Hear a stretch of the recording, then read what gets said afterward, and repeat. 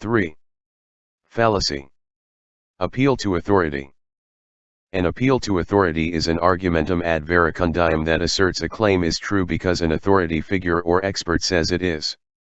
It becomes a fallacy when the authority cited is not a qualified expert in the relevant field, is biased, lacks a consensus in the field, or is simply irrelevant to the topic being discussed. While expert testimony can be a valid and strong form of reasoning, especially in complex fields, the core of a legitimate argument must still rest on evidence and logic, not just the authority's word. When an appeal to authority is a fallacy. Unqualified expert. Citing someone who is not an expert in the specific area being discussed. For example, a famous physicist's opinion on a political matter is not automatically valid. Biased authority. Using an expert whose views may be influenced by personal interests or prejudices, such as financial incentives or ideological commitments. Lack of consensus. Relying on a single expert's opinion when there is significant disagreement among experts in that field. Irrelevant authority. Citing an authority whose expertise does not apply to the topic at hand. When an appeal to authority is legitimate. Qualified and relevant expert. When the individual cited is a genuine expert in the exact subject of the claim. Expert consensus. When there is general agreement among qualified experts in the field. Credible source. Trusting the advice of a qualified authority, such as a tax accountant on tax deductions, is a reasonable form of reasoning. Examples. Fallacious. You should believe this new health trend is effective because a celebrity said it is. The celebrity is not a medical authority. Legitimate. The best way to treat this specific infection is with this antibiotic, as recommended by the infectious disease specialist who researched it. The specialist is a qualified authority on the topic. Underscore. Also known as fallacious appeal to authority, misuse of authority, irrelevant authority, questionable authority, inappropriate authority, ad verecundiam. Description of appeal to authority. An appeal to authority is a fallacy with the following form. Person A is claimed to be an authority on subject S. Person A makes claim C about subject S. Therefore, C is true. This fallacy is committed when the person in question is not a legitimate authority on the subject. More formally, if person A is not qualified to make reliable claims in subject S, then the argument will be fallacious. This sort of reasoning is fallacious when the person in question is not an expert. In such cases the reasoning is flawed because the fact that an unqualified person makes a claim does not provide any justification for the claim. The claim could be true, but the fact that an unqualified person made the claim does not provide any rational reason to accept the claim as true. When a person falls prey to this fallacy, they are accepting a claim as true without there being adequate evidence to do so. More specifically, the person is accepting the claim because they erroneously believe that the person making the claim is a legitimate expert and hence that the claim is reasonable to accept. Since people have a tendency to believe authorities, and there are, in fact, good reasons to accept some claims made by authorities, this fallacy is a fairly common one. Since this sort of reasoning is fallacious only when the person is not a legitimate authority in a particular context, it is necessary to provide some acceptable standards of assessment. The following standards are widely accepted. The person has sufficient expertise in the subject matter in question. Claims made by a person who lacks the needed degree of expertise to make a reliable claim will, obviously, not be well supported. In contrast, claims made by a person with the needed degree of expertise will be supported by the person's reliability in the area. Determining whether or not a person has the needed degree of expertise can often be very difficult. In academic fields, such as philosophy, engineering, history, etc., the person's formal education, academic performance, publications, membership in professional societies, papers presented, awards won and so forth can all be reliable indicators of expertise. Outside of academic fields, other standards will apply. For example, having sufficient expertise to make a reliable claim about how to tie a shoelace only requires the ability to tie the shoelace and impart that information to others. It should be noted that being an expert does not always require having a university degree. Many people have high degrees of expertise in sophisticated subjects without having ever attended a university. Further, it should not be simply assumed that a person with a degree is an expert. Of course, what is required to be an expert is often a matter of great debate. For example, some people have, and do, claim expertise in certain, even all, areas because of a divine inspiration or a special gift. The followers of such people accept such credentials as establishing the person's expertise, while others often see these self-proclaimed experts as deluded or even as charlatans. In other situations, people debate over what sort of education and experience is needed to be an expert. Thus, what one person may take to be a fallacious appeal, another person might take to be a well-supported line of reasoning. Fortunately, many cases do not involve such debate. The claim being made by the person is within her area of expertise. If a person makes a claim about some subject outside of his area of expertise, then the person is not an expert in that context. Hence, the claim in question is not backed by the required degree of expertise and is not reliable. It is very important to remember that because of the vast scope of human knowledge and skill, it is simply not possible for one person to be an expert on everything. Hence, experts will only be true experts in respect to certain subject areas. In most other areas they will have little or no expertise. Thus, it is important to determine what subject area a claim falls under. It is also very important to note that expertise in one area does not automatically confer expertise in another. For example, being an expert physicist does not automatically make a person an expert on morality or politics. Unfortunately, this is often overlooked or intentionally ignored. In fact, a great deal of advertising rests on a violation of this condition. As anyone who watches television knows, it is extremely common to get famous actors and sports heroes to endorse products that they are not qualified to assess.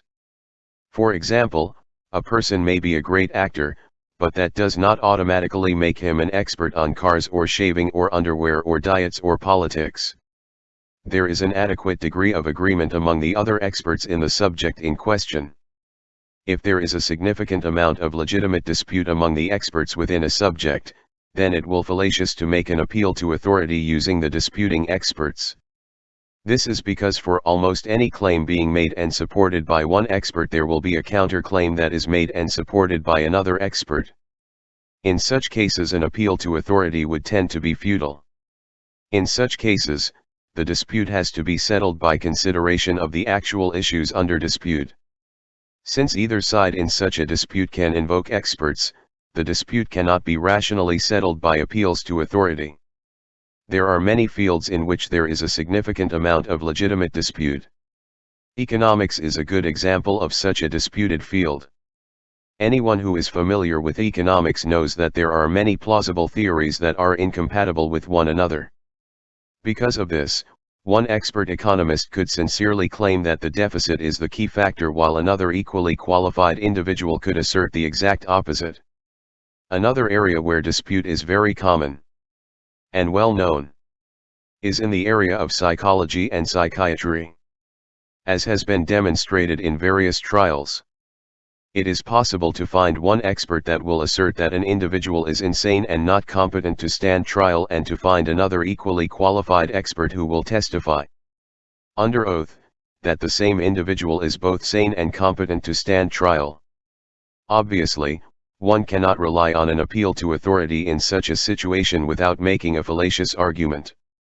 Such an argument would be fallacious since the evidence would not warrant accepting the conclusion.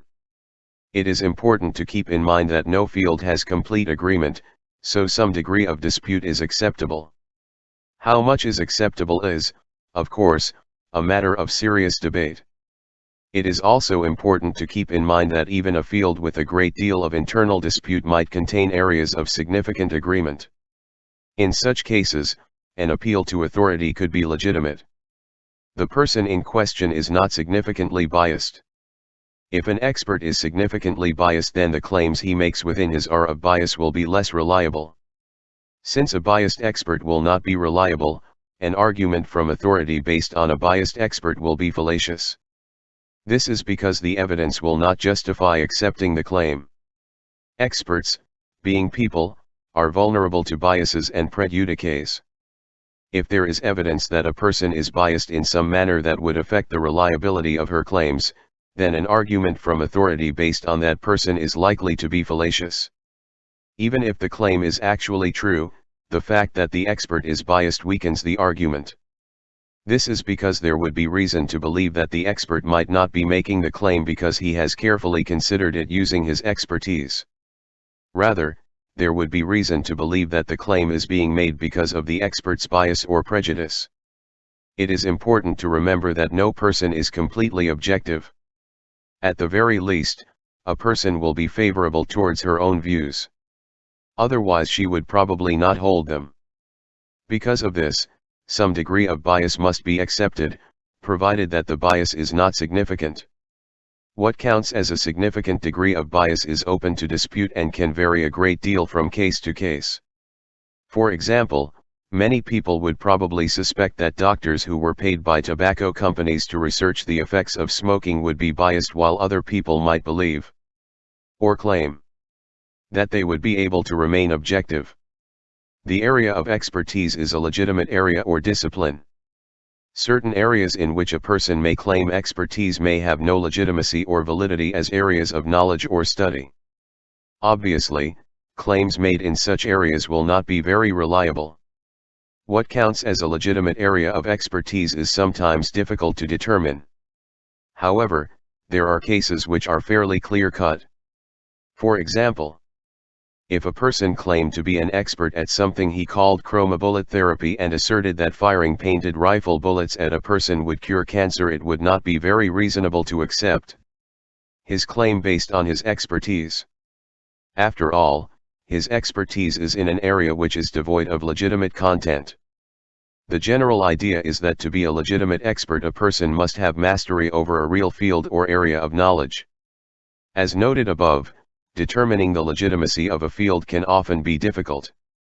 In European history, various scientists had to struggle with the church and established traditions to establish the validity of their disciplines. For example, experts on evolution faced an uphill battle in getting the legitimacy of their area accepted. A modern example involves psychic phenomenon. Some people claim that they are certified master psychics and that they are actually experts in the field. Other people contend that their claims of being certified master psychics are simply absurd, since there is no real content to such an area of expertise. If these people are right, then anyone who accepts the claims of these master psychics as true are victims of a fallacious appeal to authority. The authority in question must be identified. A common variation of the typical appeal to authority fallacy is an appeal to an unnamed authority. This fallacy is also known as an appeal to an unidentified authority.